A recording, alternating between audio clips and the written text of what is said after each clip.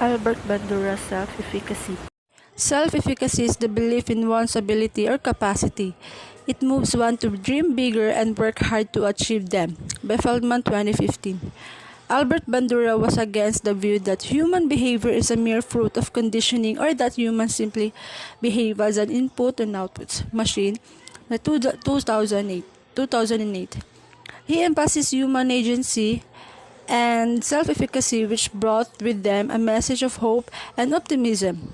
Each person's belief that he or she can strive, survive, and thrive will truly make a difference in the course of one's life. Albert Bandura believed that this relates to the confidence in their ability to carry out the behaviors required to achieve particular performance goals. The belief in one's capacity to exercise control over one's own motivation, behavior, and social environment.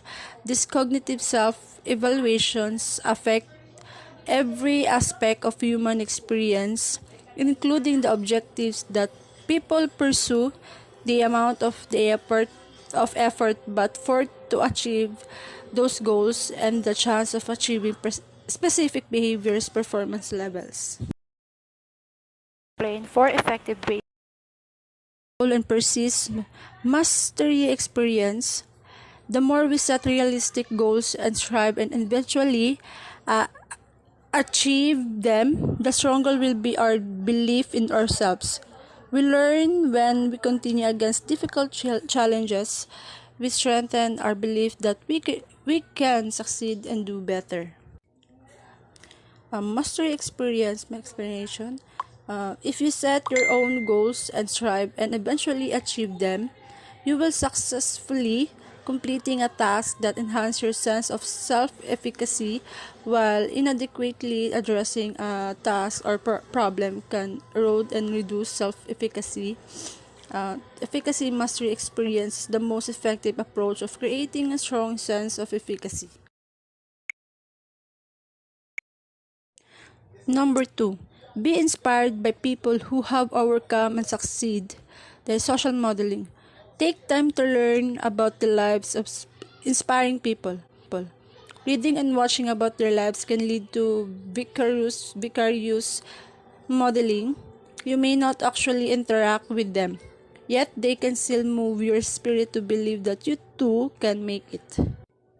And social modeling, another important source of self-efficacy is witnessing other people successfully complete a task.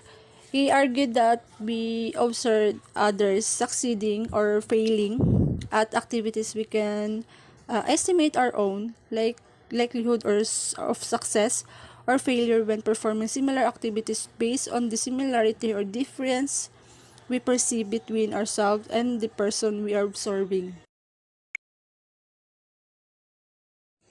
Having a mentor and cheerleader, social persuasion, having a person who believes in you and cheer you on makes a huge difference on how to see yourself. Close your eyes for a second. Think about the person or persons maybe. Stay with them, listen to them, surround your life with people that will lift you up. Limit interaction with those who bring you down. You always deserve better. Social persuasion. Bandura claimed that people can be persuaded that they have the skills and abilities to succeed. Consider a time when someone said something encouraging and positive to you that help you achieve a goal. Uh, Receiving verbal encouragement from others assists people in overcoming self-doubt and focusing on the task at hand. Number 4. Reflect and learn more about your emotions and moods. State of physiology. When you feel low and sad and weak, resist the urge to say you are beaten or you can't or you are giving up. Be aware that you are just in a bad time, but that, too, shall pass. Through reflection and education, you can learn to remain positive even in trying times. This will strengthen your self-efficacy. State of physiology. Our own reaction and emotion reactions to situation are also important factors in self-efficacy. Moods, emotional state, physical reaction, and stress levels can all had an impact on how a person perceives their own abilities in a given situation. In this situation, a person who becomes extremely nervous before speaking in public may develop a low sense of self-efficacy. To you who is reading this right now, we really believe you can fulfill your dreams. Yes, you. Reading the book is not just an assignment or a required reading. There is a resounding message here. You've got to believe you can.